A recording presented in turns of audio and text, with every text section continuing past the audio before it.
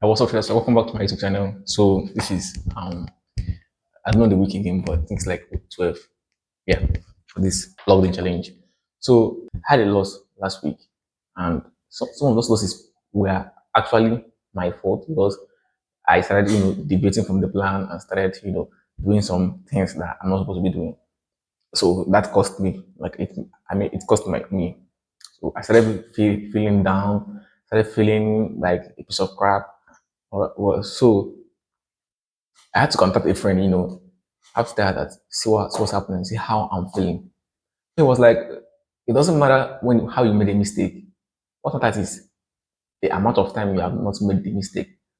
So we tend to focus on one error that we did, whereas forgetting about the wins, streaks, and the months, the days, the weeks we have been profitable and consistent. And I think that is what makes some people, be an big and inconsistent profitable trader.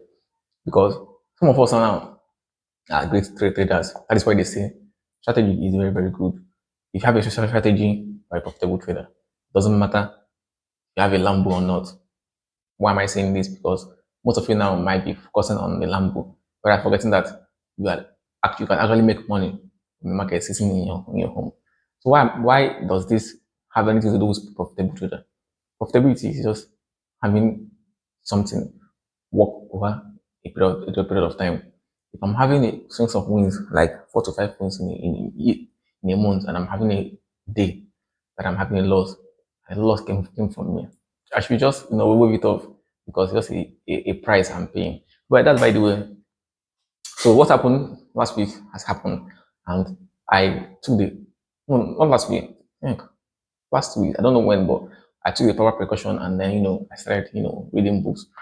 I started personal development again. I started cutting off things that are making me feel like a piece of shit.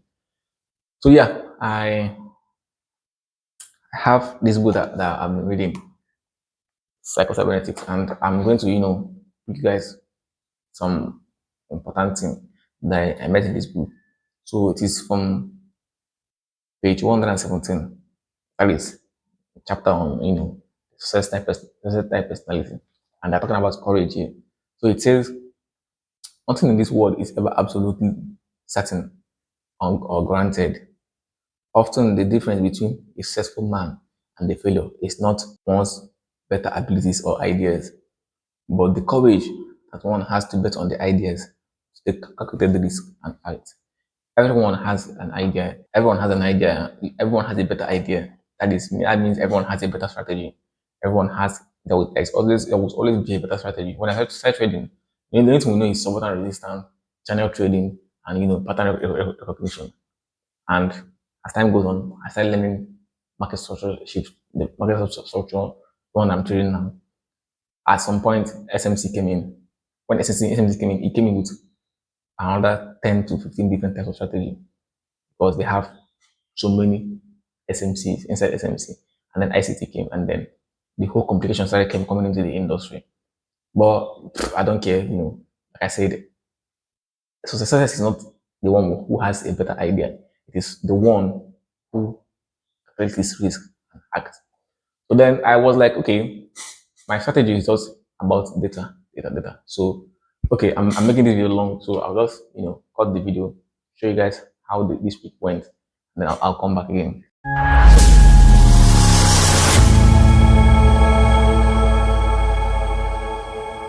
So yeah, this is what happened this week on trading, on the chart. Like you can see, I wrote here week 2. So yeah, I think I got my first trade here on this place. Let me check. I got my first here at this place, and I posted it into my group. Also, I posted it in my group. I said UPSD buys. So this is a buy entry for me. So yeah, I used to hide this so that it won't make my chart look messy. And then on Tuesday, I have this rule that whenever I take a win, I'm not going to trade the next day. Understand? This is my like my policy. So I didn't trade the next day. And luckily for me, the next day was a piece of crap. And then Wednesday, I wasn't feeling like opening a chat. And then sometimes I'd be like, what am I trading for again? Since since you have made this X profit. What are you trading for again? Okay, look at my trading. Look at my group here. Yeah. Look at when I posted the buy, the geo buys here, and then when you see TP.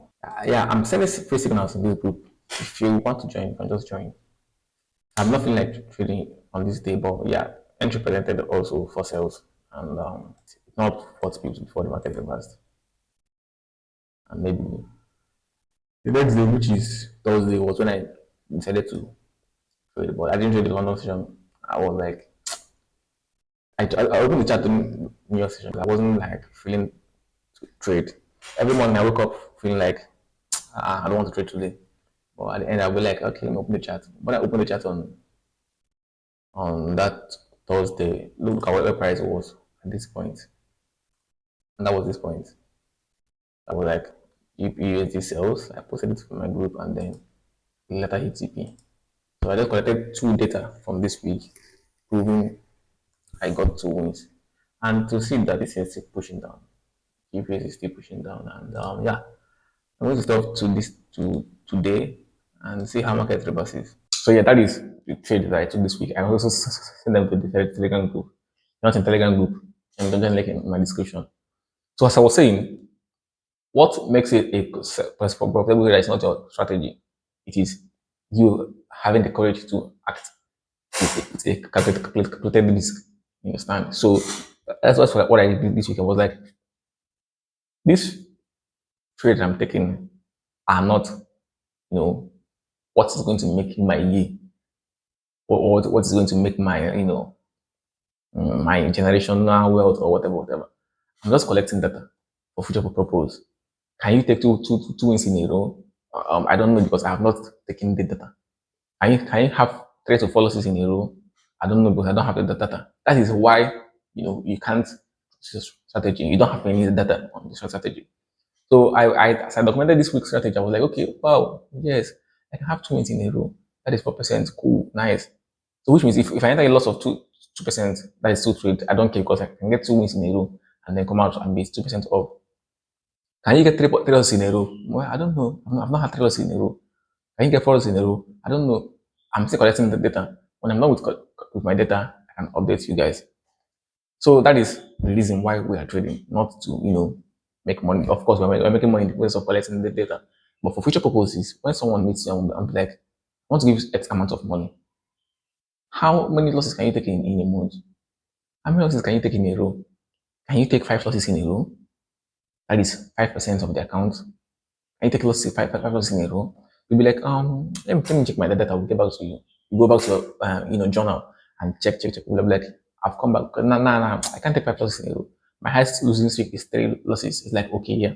So how many wins are you taking in a row? What's the highest win before the loss comes in? You're like, okay, let me go and check my data. You check and you come back and be like, yeah, I've checked. The highest win I can have in a row is 3 wins in a row. Like, okay, yeah, well, if you can take 5 losses in a row, that is, if you can take 3 losses in a row, that is 3%. Then, which means you can take 3 wins in a row, which is 6%, and we will see with 3% up. You got the money. So that's how I'm seeing trading. I'm seeing trading as data collection, not the money I'm making. Yeah, I think that this is this sums it up on what I've been, gambling my mind on. So yeah, if you like this video, please hit the like button, subscribe if you haven't. I'll see you guys next week.